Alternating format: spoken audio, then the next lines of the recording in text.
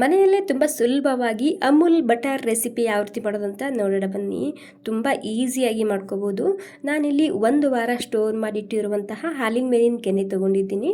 ಇದನ್ನು ಮಿಕ್ಸಿ ಜಾರಿಗೆ ಹಾಕ್ತಿದ್ದೀನಿ. ಮೊದಲಿಗೆ ಹಾಗೆಯೇ ರುಬ್ಕೋಬೇಕು ಒಂದು 10 ಸೆಕೆಂಡ, ಮತ್ತು ನೀರು ಹಾಕಿ ಮತ್ತೆ ಒಂದು 10 ಸೆಕೆಂಡ ರುಬ್ಕೊಂಡ್ರೆ ಪ್ಯೂವರ್ ಆಗಿರುವಂತಹ ಹೋಮ್ ಮೇಡ್ ಬೆಣ್ಣೆ ರೆಡಿ ಮಾಡ್ಕೋಬೋದು. ಇದೇ ರೀತಿ 2 ಭಾಗ ಮಾಡ್ಕೊಂಡಿನಿ. ಇವಾಗ ಇದಕ್ಕೆ ನೀರು ಹಾಕಿ ಒಂದು 4ರಿಂದ 5 ಸಲ ಕ್ಲೀನಾಗಿ ತೊಳ್ಕೊಬೇಕು. ಯಾಕಂದರೆ ನಾವು 1 ವಾರ ಸ್ಟೋರ್ ಮಾಡಿ ಇಟ್ಟಿರ್ತೇವಲ್ವ, ಹೀಗಾಗಿ ಸ್ಮೆಲ್ ಬರೋದಿಲ್ಲ. ಅಥವಾ ಈ ರೀತಿ ಕ್ಲೀನ್ ನೀರು ಬರೋ ತನಕ ಇದನ್ನು ಸರಿಯಾಗಿ ತಗೋಬೇಕು. ಲಾಸ್ಟ್ನಲ್ಲಿ ಸ್ವಲ್ಪ ಕೂಡ ನೀರಿರಬಾರ್ದು, ಎಲ್ಲನೂ ಜಾನಿ ತಗೊಂಡಿದ್ದೀನಿ.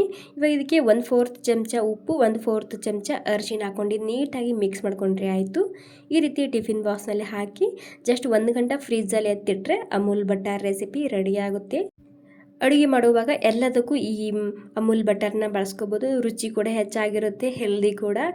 ಓಕೆ, ಇವಾಗ ಇದಕ್ಕೆ ನನಗೆ ಬಟರ್ ಪೇಪರ್ ಹಾಕೋದು ನೆನಪು ಹೋಗಿತ್ತು. ಹೀಗಾಗಿ ಒಂದು 5 ಸೆಕೆಂಡ್ ಇದನ್ನು ಬಿಸಿ ಮಾಡ್ಕೊಂಡು ತೊಗೊಂಡಿದ್ದೀನಿ. ಇಷ್ಟ ಆಗಿದ್ರೆ ಒಂದು ಲೈಕ್ ಮಾಡಿ. Thank you.